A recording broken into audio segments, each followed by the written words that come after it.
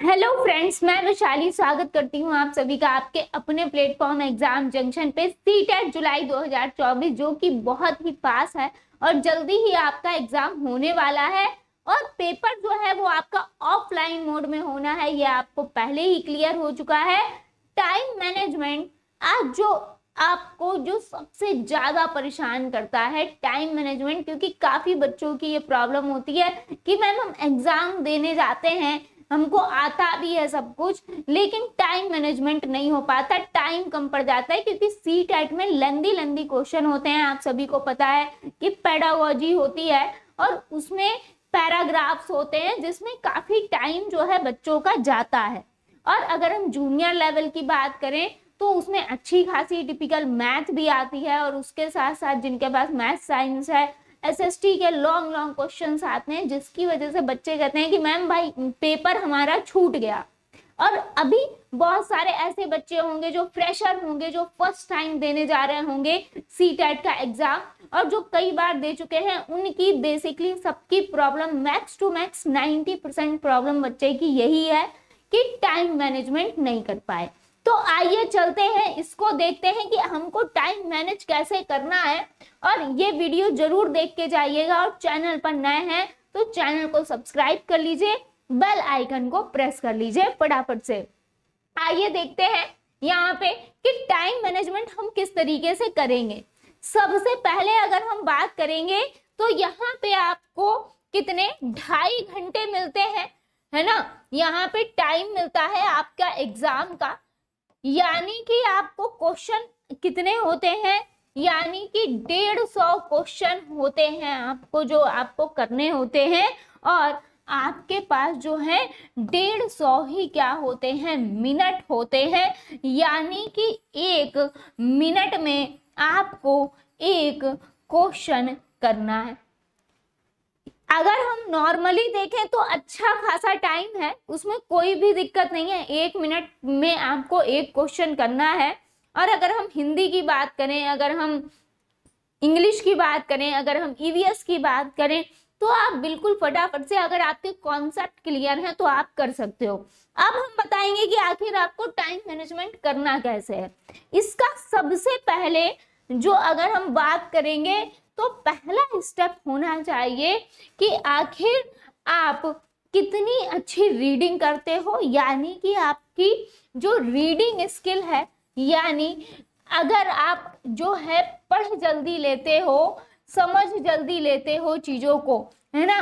कि बच्चे ने सरसरी तौर पे देखा, रीडिंग आपकी अच्छी होनी चाहिए।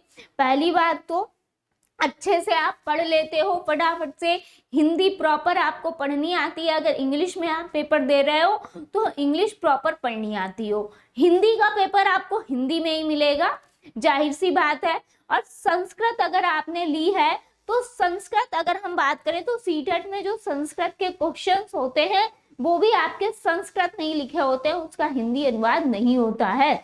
तो यहाँ पे आपकी पहली बात तो जो आपके सब्जेक्ट है उस पर रीडिंग स्किल आपकी अच्छी होनी चाहिए कि आप जल्दी जल्दी पढ़ भी लेते हो और समझ भी लेते हो, है ना। तो रीडिंग स्किल पहली बात तो तगड़ी होनी चाहिए। उसके लिए आपको करना क्या है कि सीटेट की ही आपको बुक्स पढ़नी है, क्योंकि सीटेट की अगर हम बात करें तो लैंग्वेज जो है वो थोड़ी सी चेंज है, क्योंकि शिक्षण की लैंग्वेज है, पेडागोजी भी इसमें ऐड है। तो यहाँ पे जो लैंग्वेज होती है वो थोड़े उसमें टिपिकल वर्ड्स होते हैं, तो आप जो वो कंटेंट जो है सीटेट का ही पढ़ो। अगर सीटेट का आप पढ़ेंगे, एक तो जाहिर सी बात है कि आपके कॉन्सेप्ट क्लियर होंगे, है ना। सीटेट का पढ़ोगे तो कॉन्सेप्ट क्लियर होंगे पहली बात तो, और आपकी रीडिंग स्किल भी अच्छी होगी। तो पहले तो आप अच्छे से इसको रीडिंग स्किल करो, आप अपने नोट्स हो, अगर आपने कोचिंग वगैरह की हो और आपके पास सीटेट के नोट्स हो या फिर सीटेट की बुक्स हो तो उनको पढ़िए, या एनसीईआरटी है, क्योंकि एनसीईआरटी तो आपकी पूरी बेस ही है पूरा सीटेट का, तो एनसीईआरटी पढ़िए, कुछ भी पढ़िए, लेकिन रीडिंग स्किल यानी सीटेट से जुड़ा हुआ होना चाहिए। और रीडिंग स्किल के लिए कि आखिर आप कितनी जल्दी, उसकी थोड़ी प्रैक्टिस कीजिए कि आपकी पढ़ने की जो आदत है वो थोड़ा जल्दी आप पढ़ पाओ। सेकेंड चीज आपका क्या है यहाँ पे ज्यादा से ज्यादा जो आपको टिपिकल शब्द लगते हैं उनको एक जगह पे लिख लो, है ना। जो शब्द आपको टफ लगते हैं, टिपिकल लगते हैं, कठिन शब्द, है ना, जो शब्द जो है आपके कठिन लगते हैं सीटेट में, क्योंकि सीटेट जो है यहाँ पे इसमें बहुत अलग अलग तरह के वर्ड्स जो हैं वो यूज हुए हैं जो हम लोग नॉर्मली यूज नहीं करते हैं, है ना, जो हमारे नॉर्मली दैनिक जीवन में यूज नहीं होते हैं, जो हम लोग को काफी कुछ इसमें नए वर्ड्स देखने को मिलते हैं और कहीं ना कहीं टिपिकल भी होते हैं। बहुत सारे बच्चे यहाँ पे इस वजह से भी जो हैं बहुत लेट में पढ़ पाते हैं, क्योंकि काफी बच्चे जो हैं उन्होंने इंग्लिश पढ़ी होती है, सीटेट यहाँ पे इंग्लिश पढ़ी होती है और यहाँ पे आप पढ़ रहे हो हिंदी में, और जब हिंदी में पढ़ते हो तो कहीं ना कहीं आपको कठिनाई महसूस होती है। तो यहाँ पे कुछ बच्चे धीरे धीरे पढ़ पाते हैं जो कठिन शब्द हैं। अब भाई टाइम तो टाइम है, 1 मिनट में एक क्वेश्चन करना है। अब क्वेश्चन पढ़ने में अगर आप 1 मिनट ले रहे हो तो वहीं पे टाइम मैनेजमेंट गड़बड़ हो जाएगा। यानी कि आपको जो टिपिकल शब्द है उनकी थोड़ी प्रैक्टिस कर लेनी है ना, उनकी क्या कर लेनी है, प्रैक्टिस कर लेनी है, यानी आप उनसे फैमिलियर हो पाओ, है ना, यानी कि उससे आप क्या हो पाओ, फैमिलियर हो पाओ कि जो कठिन शब्द हैं उनसे, यानी उनको इस तरीके से आपको जो है अपने मस्तिष्क में बिठा लेना है, उनको इंग्लिश में या जोड़ तोड़ के, या आपको जो उसका सरल वर्जन समझ में आ रहा हो, बहुत सारे आप जो है उपाय निकाल सकते हैं, लेकिन उनकी आप प्रैक्टिस करिए, उनसे फैमिलियर हो जाइए। मतलब ये नहीं है कि अगर कोई टिपिकल शब्द है जैसे कि संज्ञानात्मक तो आपने उसको छोड़ दिया, उसको थोड़ा जल्दी, यानी कि क्या, उनसे फैमिलियर होना है। तीसरी चीज आपका आता है कि ज्यादा से ज्यादा आप PYQ लगा लीजिए, प्रैक्टिस करिए PYQs की, यहाँ पे ज्यादा से ज्यादा प्रैक्टिस कीजिए, है ना। यानी PYQs आप सारे देखेंगे कि क्वेश्चन किस तरीके से पूछे जा रहे हैं और किस तरीके की हमको यहाँ पे तैयारी करनी है, किन चीजों पे हमको ध्यान देना है, हमारी वीकनेस है क्या, कि आखिर हम टाइम मैनेजमेंट क्यों नहीं कर पा रहे हैं। पहले तो ये देखना है कि हम पढ़ जल्दी नहीं पाते हैं, क्वेश्चन को जल्दी समझ नहीं पाते हैं। अगर क्वेश्चन को जल्दी समझ नहीं पा रहे हैं यानी आपके कॉन्सेप्ट क्लियर नहीं है, है ना। अगर क्वेश्चन को आप बहुत जल्दी समझ नहीं पा रहे हैं तो पहली बात क्या होती है कि आपने पेडागोजी की प्रैक्टिस कम की है ना। पेडागोजी की अगर आप ज्यादा से ज्यादा बेहतरीन तरीके से, जितनी अच्छी तरीके से प्रैक्टिस करोगे उतनी जल्दी आप पेडागोजी भी एग्जाम में कर पाओगे, ये कड़वा सच है ना। 75 नंबर की आपकी पेडागोजी आनी है भाई, 75 मार्क्स की पेडागोजी आपकी आनी है, ठीक है, पेडागोजी आनी है। और अगर यहाँ पे पेडागोजी ही आप नहीं कर पाए, ठीक है, अगर आप पेडागोजी को सही से समझ नहीं पा रहे हो, यानी आपको समझने में वहां पे टाइम दे रहे हो अगर, तो दिक्कत है। यानी कि क्या, आप टाइम कब ज्यादा दोगे, जब आपने बहुत बेहतरीन प्रैक्टिस पेडागोजी की नहीं की होगी। तो इसकी प्रैक्टिस बहुत जरूरी है, क्लियर है। दूसरी चीज क्या है, दूसरी चीज ये हुआ कि यहाँ पे आपको कॉन्सेप्ट क्लियर होने चाहिए, कॉन्सेप्ट क्लियर होने चाहिए। यहाँ पे किसके, NCERT जो कि आपका सिलेबस दिया है उसके अनुसार, जो कि सीटेट का सिलेबस है ना, सीटेट का जो सिलेबस है और यहाँ पे जो सब्जेक्ट है ना, जो सब्जेक्ट है, क्लियर है। तो जो सब्जेक्ट है, जो सीटेट का सिलेबस है उसके अनुसार आपकी NCERT के कॉन्सेप्ट क्लियर होने चाहिए। और कॉन्सेप्ट के लिए आप पढ़िए, और यहाँ पे सीटेट की कोई बुक ले सकते हैं या फिर NCERT अगर पढ़ रहे हैं तो बहुत अच्छी बात है, इससे आपकी रीडिंग स्किल भी अच्छी होगी और आपके कॉन्सेप्ट भी क्लियर होंगे। पेडागोजी बार बार कहा है प्रैक्टिस बेस है, जितनी ज्यादा प्रैक्टिस करेंगे उतनी जल्दी आपको जब वहां पे क्वेश्चन दिखेगा ना तो माइंड में क्लिक होगा, तो माइंड में तुरंत क्लिक होगा, रीडिंग स्किल अच्छी होगी तो पढ़ जल्दी पाओगे। ये तो रहा आपका एग्जाम से पहले की बात। है ना। ये तो रहा आपके एग्जाम से पहले की बात। और एग्जाम से पहले आपको एक काम और करना है कि डेली टू डेली आपको जो सब्जेक्ट टफ लगता है ना, जो सब्जेक्ट आपको सपोज दैट कठिन लगता है ना, उसके लगभग 30 क्वेश्चन यहाँ पे, उसके 30 क्वेश्चन की प्रैक्टिस आपको डेली करनी है। डेली करनी है प्रैक्टिस, ठीक है, डेली करनी है क्या, प्रैक्टिस, ताकि आपका जो टिपिकल सब्जेक्ट है उससे आपका जो है यहाँ पे प्रैक्टिस भी होती रहे, उसके कॉन्सेप्ट भी क्लियर करते चलने हैं, है ना, उसके कॉन्सेप्ट भी क्लियर करते चलने हैं। और उसके साथ साथ 30 क्वेश्चंस आपको डेली टू डेली सब्जेक्ट्स के साथ लगाने ही है। और बाकी आप डेली टू डेली अगर ओवरऑल एक प्रैक्टिस सेट आप डेली टू डेली लगा रहे हैं, कठिन सब्जेक्ट पे आप और ज्यादा ध्यान दीजिए, जो आपको सब्जेक्ट टफ लगता हो, है ना, ताकि उसकी और अच्छे से प्रैक्टिस हो। बाकी आपको डेली टू डेली आपको प्रीवियस ईयर लगाइए, है ना। और प्रैक्टिस सेट मतलब प्रैक्टिस करनी है तो प्रीवियस ईयर से ही करिए, ये आपको खासकर ध्यान रखना है।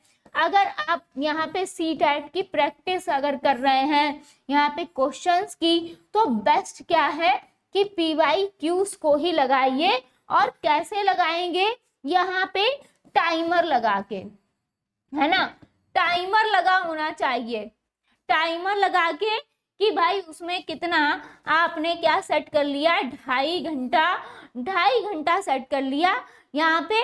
और 2.5 घंटे में आपको यहाँ पे टोटल आपको क्या करना होगा, यहाँ पे 2.5 घंटे में आपको क्या करना है कि पूरा एग्जाम देना है। एक तरीके से पूरा PYQ आपको लगाना है, एक पूरा PYQ एक लगाना है। या कोई सब्जेक्ट वाइज अगर आप चूज कर रहे हैं तो टाइमर जरूर लगाइए। और टाइमर इसलिए जरूरी है कि आप कितने टाइम में क्या कर पा रहे हैं। और उससे पहले पूरे ओवरऑल प्रैक्टिस से पहले सब्जेक्ट वाइज सब्जेक्ट, है ना, जो आपके सब्जेक्ट हैं, सब्जेक्ट जो है यहाँ पे एक सब्जेक्ट जैसे हिंदी सब्जेक्ट जो है, हिंदी है, और हिंदी सब्जेक्ट आपने जो है यहाँ पे इसके 30 क्वेश्चन लगाना स्टार्ट किए, 30 क्वेश्चन अगर लगाना स्टार्ट किए तो यहाँ पे टाइमर आप लगा लीजिए। टाइमर कितने का लगाएंगे, 30 मिनट का, 30 मिनट का। इससे क्या होगा कि आपको यहाँ पे टाइम के साथ क्वेश्चन करना आएगा, यानी यहाँ पे आपको जो 30 क्वेश्चन है ये टाइम के साथ करने आएंगे कि 30 क्वेश्चन में आप कितने क्वेश्चंस अटेम्प्ट कर पा रहे हो। क्लियर है। तो इसी तरीके से आपको हर सब्जेक्ट के साथ करना है, क्योंकि आप सभी को पता है हर सब्जेक्ट में 30 क्वेश्चंस होते हैं और उसी के अनुसार आपको लगाना है। रही अगर जूनियर की बात, तो मैथ एंड साइंस आता है या फिर SST आता है। तो SST आती है 60 नंबर की, तो 60 क्वेश्चन आप करने बैठेंगे तो 1 घंटे का टाइमर लगा लेंगे, यानी 60 मिनट का। आगे अब आता है एग्जाम हॉल में, है ना। बच्चा एग्जाम हॉल में सबसे पहली गलती जो टाइम मैनेजमेंट की होती है वो यहाँ पे ये होती है, कुछ बच्चे जो हैं लेट पहुंचते हैं, लेट कॉपी भरते हैं, है ना। यानी कि आपका टाइम हो गया, आपको 15 मिनट दिया जाता है आपको जो है आपकी डिटेल फिल करने के लिए। कुछ बच्चे जो हैं वो टाइम को हटा के बिल्कुल एग्जाम जब शुरू हो जाता है तब पहुंचते हैं। भाई इसका विशेष ध्यान रखिए। पता आपको होता ही है टाइम, भले ही आप 1 से 1.5 घंटा एग्जाम हॉल पे पहले पहुंच जाएंगे, उसमें दिक्कत नहीं है, लेकिन इतना टाइम जरूर लेके चलिए कि यहाँ पे टाइम से पहुंचिए, ताकि आपके जो शुरुआत के 15 मिनट आपकी डिटेल फिल करने के लिए दिए जाते हैं उसको आप यहीं पे ही यूज कर सको। जो आपका टाइम है, यानी कि जो आपके 150 मिनट हैं, अगर उसमें से सपोज दैट अगर 15 मिनट आपके कम होते हैं तो वही आपको कहीं ना कहीं आगे भी दिक्कत करेंगे। तो इस पे पहली बात तो फोकस रखिए कि एग्जाम टाइम पे, प्रॉपर टाइम पे पहुंचिए, क्योंकि आपको पता है कुछ चीजें जो है हमारे एग्जाम के बीच में होती हैं, आपको पता है, जैसे कि साइन करना है ना, थंब लगाना है। तो ये छोटी छोटी चीजें वैसे भी एग्जामिनर्स जो हैं वो वहां पे जब हमारा एग्जाम हो रहा होता है तब कराते हैं, और कुछ थोड़ा बहुत टाइम तो हमारा इधर उधर वेस्ट हो जाता है। तो यहाँ पे अगर हम बात करेंगे, हमारे पास 1 मिनट ही है, किसके लिए? एक क्वेश्चन के लिए। एक तो थोड़ा आपका टाइम, सपोज दैट 5 से 10 मिनट आपके निकलते हैं इधर उधर के। अब यहाँ पे टाइम मैनेज, अब जब आपके सामने आपका एग्जाम है तब कैसे करना है, जो कि आपको सरल लगते हैं, जो आपको सरल विषय लगते हैं। जैसे कि सपोज दैट आपको हिंदी सरल लगता है, हिंदी सरल लगता है, अगर सीडीपी सरल लगता है, तो आप पहले इन दोनों को कर लीजिए, पहले इन दोनों को करिए। ये है विशेष, क्या है कि पहले इन दोनों को कर लीजिए। अगर आपको जो सबसे सरल सब्जेक्ट लगते हैं उनको कर लीजिए, और यहाँ पे जो कठिन सब्जेक्ट लगते हैं उनको आप बाद में भी कर सकते हैं। एक तो तरीका ये होता है, दूसरा तरीका ये होता है, और ये मुझे मेरे अनुसार अगर हम बात करें, क्योंकि बहुत सारे लोग बताते हैं कि पहले आप जो है सरल विषय कर लो फटाफट से जो आपको सही लगते हैं, और फिर आ जाओ आप उस पे जो आपको कठिन लगता है, यानी मैथ।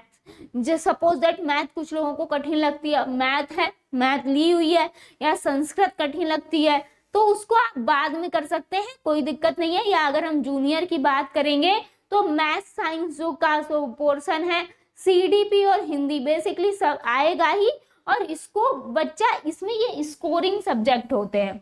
इसमें क्या है, ये सब्जेक्ट्स जो हैं ये स्कोरिंग है, या फिर जिसकी इंग्लिश बहुत अच्छी है तो वो भी स्कोरिंग है, अगर किसी की संस्कृत अच्छी है तो। यानी ये तो आप पे डिपेंड करता है कि आपका सब्जेक्ट कौन सा बेहतर है।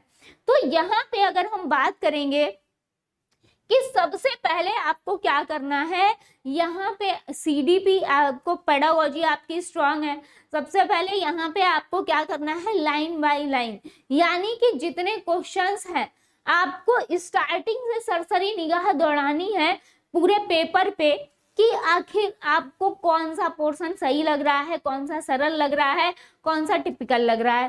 फिर आप करना स्टार्ट करेंगे तो ये बिल्कुल करा करिए, जो कि डाउट वाले क्वेश्चंस होते हैं ना उनको बाद में करिए, है ना। जो कि डाउट वाले क्वेश्चंस हैं अगर, तो डाउट क्वेश्चंस हैं अगर, तो उनको आप क्या करेंगे, बाद में करेंगे, है ना। और जो आपके आसानी से हो रहे हैं, बहुत सारे लोग बताते हैं कि पहले क्या कर लो, टिक करते चलो, है ना। जो आसानी से आपके क्वेश्चंस होंगे, है ना, जो सरल क्वेश्चन है, जो आपको देखते ही पता है कि इसका आंसर क्या है, 100% वाले, है ना, जो कि 100% वाले हैं, उनको आप गोला भरते चलेंगे आपकी OMR में। उसमें OMR में उस पे जो है वो आप यहाँ पे फिल अप करते हुए चलेंगे। मतलब ये गलती मत करिएगा कि कुछ लोग हैं कि पेपर में टिक लगा लेंगे, लेकिन गोला सोचते हैं कि एंड में फिल करेंगे, सबसे एंड में, पहले हम पूरा पेपर हल करते चले। भाई ये गलती बिल्कुल मत करिएगा। आपको जो क्वेश्चन 100% आता है उसको, आपके पास 150 क्वेश्चन है, आपको पता है जो क्वेश्चन आसानी से हो रहे हैं, फटाफट से हो रहे हैं। अब सपोज दैट जैसे कि मैथ का भी पोर्शन है, तो मैथ में आपको पता है कि 15 नंबर की पेडागोजी है ना, 15 नंबर की तो पेडागोजी है। और यहाँ पे अगर हम प्राइमरी की बात करें तो सॉल्व करने के लिए भी कभी कभी प्लस माइनस गुणा भाग जैसे क्वेश्चंस आ जाते हैं, जिनको आप देखते ही उसका आंसर निकाल दोगे। जूनियर में थोड़ा लेवल अप हो जाता है, तो उसमें भी ये होता है कि अगर जो सरल है आपको लगता है कि ये तो मैं तुरंत कर लूंगा, उसको तुरंत करके OMR में गोला फिल कर दीजिए। और जिसमें आपको लग रहा है कि इसमें टाइम लगेगा तो उसको छोड़ दीजिए, उसको छोड़ दीजिए। पेडागोजी 15 नंबर की आ रही है, पेडागोजी वहां भी आएगी, जूनियर में भी आएगी, तो पेडागोजी को कर लीजिए। यानी कि आपको अगर हम बात करें जैसे CDP में है, अगर आपको 30 में से अगर 30 क्वेश्चंस का पोर्शन है 30 क्वेश्चंस का पोर्शन है, और अगर आपको सपोज दैट मैं ये कह रही हूँ कि 14 नंबर का आ रहा है 100%, है ना, तो आप 14 के गोले फिल कर देंगे, ठीक है, 14 जो है गोले फिल कर देंगे प्रॉपर। और आगे जितने भी आपके, अगर यहाँ पर अगर हम बात करेंगे, आगे जितने भी क्वेश्चंस हैं उनको आप बाद में अटेम्प्ट कर सकते हैं जिसपे आपको डाउट है। क्लियर है? आगे यहाँ पर अगर हम बात करें, फिर जब आप जितने भी क्वेश्चंस आ रहे हैं जो 100% वाले हैं उन पे सब पे गोला कर लीजिए, भर लीजिए OMR में। एक चीज और ध्यान रखिएगा लैंग्वेज का, कि लैंग्वेज फर्स्ट और लैंग्वेज सेकंड, इसका बहुत रोल होता है कि आपने फर्स्ट लैंग्वेज में अपने एडमिट कार्ड में देख लीजिए कौन सी लैंग्वेज चुनी है, सेकंड लैंग्वेज में कौन सी लैंग्वेज चुनी है। अगर फर्स्ट लैंग्वेज में हिंदी चुनी है तो आपको हिंदी का ही पोर्शन करना है, इंग्लिश का नहीं करना है। और अगर आपने सेकंड लैंग्वेज में इंग्लिश चुनी है तो आप हिंदी का मत करके आइए, क्योंकि यहाँ पे आपका गड़बड़ हो जाएगा, है ना। यानी संस्कृत हुआ, इंग्लिश हुआ, हिंदी में हुआ, इसमें बच्चा काफी लैंग्वेज के सेक्शन में मात खाता है और कई बार आपसे ये भी सिली गलतियां होती हैं, तो इसको भी ध्यान रखिएगा। साथ ही साथ आप OMR भरते चलिए। डाउट वाले जो क्वेश्चंस हैं उन्हें बाद में फिर भरिए यहाँ पे, क्योंकि निगेटिव मार्किंग है नहीं, और जो बिल्कुल नहीं आता है उनको आप फिल कर सकते हैं अपने अनुसार, जो भी आपको लग रहा है तो उसके अनुसार आप फिल कर सकते हैं। उसकी अपनी ट्रिक है, जो आपको बिल्कुल नहीं आते हैं वो हम नेक्स्ट क्लास में बताएंगे। लेकिन हाँ, ये इस तरीके से आपको टाइम मैनेज अगर करेंगे तो बिल्कुल आप टाइम से पहले ही अपना जो है कहीं ना कहीं अपना जो पेपर है वो पूरा सॉल्व कर लेंगे। आई होप चीजें आपको क्लियर हुई होंगी, और बिल्कुल ये टाइम मैनेजमेंट आपका अभी से स्टार्ट होता है, यानी एग्जाम हॉल के लिए आप तैयारी कर रहे हैं तो सिर्फ आपको कंटेंट तैयार नहीं करना है, आपको इन चीजों पे भी ध्यान देना है कि टाइम मैनेजमेंट, क्योंकि अगर अभी से आप इस चीज की भी प्रैक्टिस करते हुए चलेंगे तो जरूर आपके पेपर में आपका पेपर भी अच्छा होगा, कंटेंट आप तैयारी कर रहे हैं और टाइम मैनेजमेंट भी अगर आप कर लेंगे तो बेहतर पेपर होगा आपका। तो मिलते हैं नेक्स्ट सेशन में। चैनल पर नए हैं, चैनल को सब्सक्राइब कर लीजिए, बेल आइकन को प्रेस कर लीजिए। मिलते हैं नेक्स्ट सेशन में।